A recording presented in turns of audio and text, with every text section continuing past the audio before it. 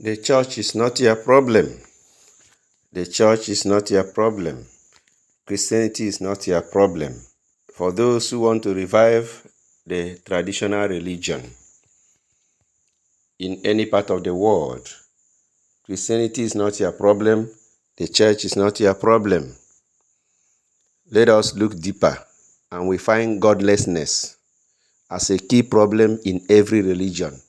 There are so many individuals today who are clamoring for a return to traditional religion. That Christianity has destroyed our culture, our religion, our way of life. And when they talk of the church being a problem, most people now look at the Catholic Church as the problem because they do not understand the teachings of the Catholic Church on culture and the points of convergence between the Christian message and the culture of various peoples. The church is not your problem. Christianity is not your problem.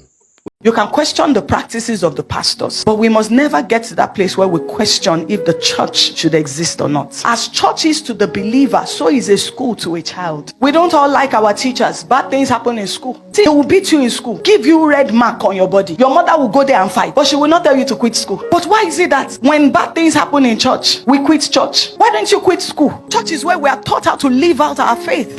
We cannot water down the church. This is where we are educated. This is where we are strengthened. This is where our faith is forged.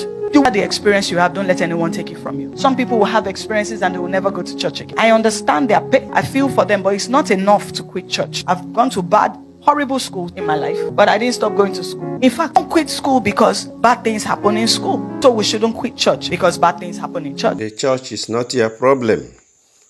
The church is not your problem. Christianity is not your problem.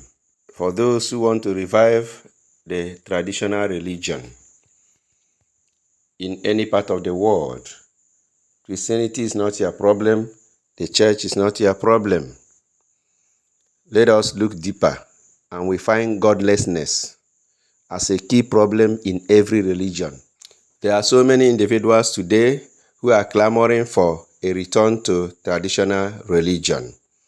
That Christianity has destroyed our culture, our religion, our way of life. And when they talk of the church being a problem, most people now look at the Catholic Church as the problem because they do not understand the teachings of the Catholic Church on culture and the points of convergence between the Christian message and the culture of various peoples. The church is not your problem. Christianity is not your problem. With particular reference to the Catholic Church, the Second Vatican Council helped to make the church's relationship with various cultures an agenda, such that in the spirit of aggiornamento, the church was determined to integrate the abilities, the resources, and the customs of peoples. If you read Lumen Gentium, number 13, the church urged accordingly the local churches to enrich the universal church with gifts from her culture. There are as many cultures today as there are ways of living, and there's a very wide variation from culture to culture of values and norms of behavior. Different people behave differently. Cultural variation and diversity is a reality. For example, the Gwaris carry their loads on the shoulder. The Igbos carry their loads on the head.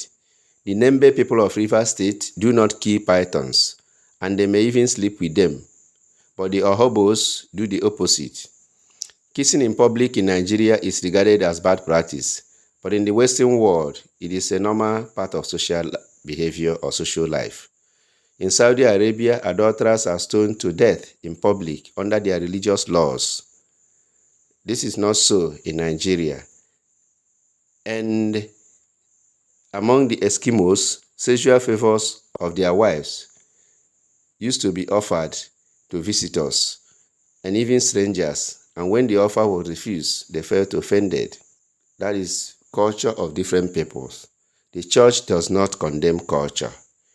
If you read the encyclical of Pope Pius XII, Evangelii Precones, dated 2nd June 1951. The Catholic Church does not despise nor reject pagan teachings, but she rather completes and perfects them with Christian wisdom once they have been freed of error or defect. In Gaudium et Spes number 59, the Church teaches that the real culture of a people, its full humanization, cannot be developed in a system of coercion. So culture, since it flows from man's rational and social nature, has continual need of rightful freedom of development. The Church does not force people to live their culture. The Church does not constitute a stumbling block to cultural development. In the words of St. Pope John Paul II, culture must not be subjected to any coercion of power, either political or economic. Culture which is born free should also spread in a free system. If you read the book, Bishop Michael Eneje, An Analysis of Philosophic Thought, written by Dr. Ralph Emeka, the late Bishop Michael Eneje of the Catholic Diocese of Enugu, is quoted to have said, among other things, that Africans are called to be truly African and truly Christian. There is urgent need of dialogue between both, because we are Africans at birth before we become Christians at baptism. A three-step synthesis must be followed, and this is Bishop Eneje's answer to enculturation. Number 1, accept every custom, culture, and institution in African societies which do not contradict God's law. Example, kola nut, naming ceremony, respect to elders, religious gifts, dances, proverbs, male circumcision, title taking, etc. 2. Reject those customs which are superstitious and contradict God's laws. Example, worship of idols. 3. Purify those customs which are only superstitious in accidents but good in substance. Example, also title taking. Oha, Efioku, feasts like Akane, Onwesa, practices like masquerades. So the church is not a problem. Jesus said, I have not come to destroy and abolish the law and the prophets. I have come to fulfill them. And that is what the church does in her relationship with various cultures. Let us not be too quick to conclude that the church is the problem. Because when we look deeper today, we find out that godlessness is a problem. Even in traditional religion, people have left the same traditional religion to go into money making and worship of money. If you get into any religion today, you see godlessness. Whereas God is one. The God of the Christians, the God of traditionalists, the God of Muslims, the God of the Hindus, one God. To show you that the problem of today's is godlessness. In any religious gathering today, be it Christianity, be it traditional religion, in any way, you can get people pressing their phone, you can get people reading their text message while the worship is going on.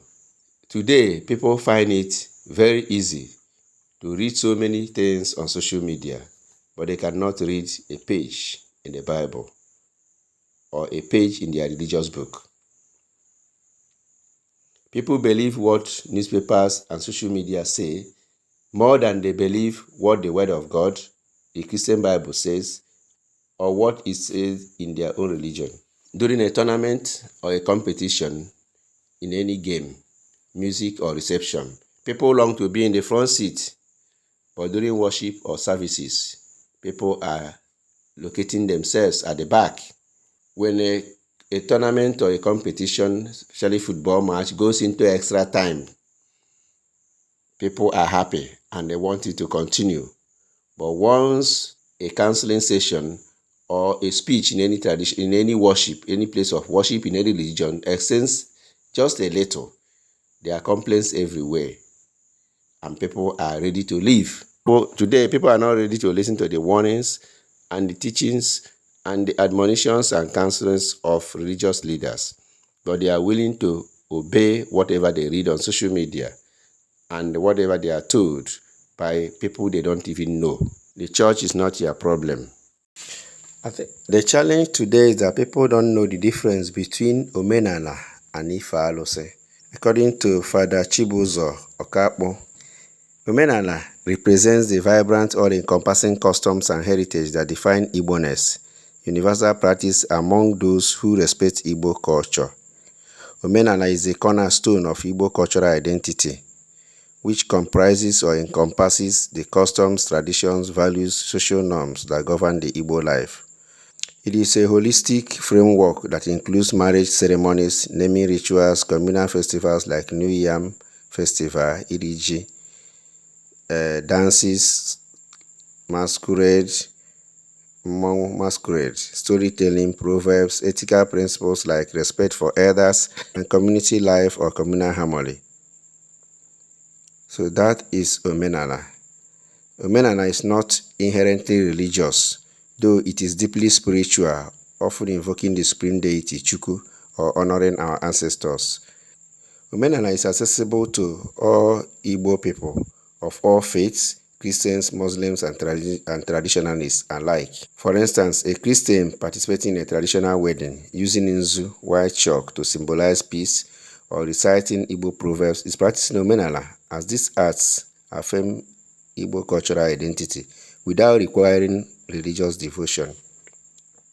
However, if Arusi refers to the religious veneration of Arusi, the lesser deities or spirits within the Igbo traditional religion known as Ordinane or Ordinana, Arusi refers to spiritual entities such as Ala, the earth goddess, Amadioha, god of thunder, or deified ancestors, which are believed to govern natural forces or human affairs under the supreme deity Chukwu.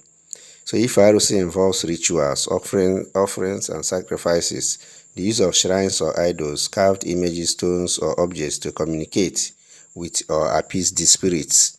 So this practice is mediated by priests, Dibia, through divination, Egbafa, are deeply rooted in Ordinane's cosmology.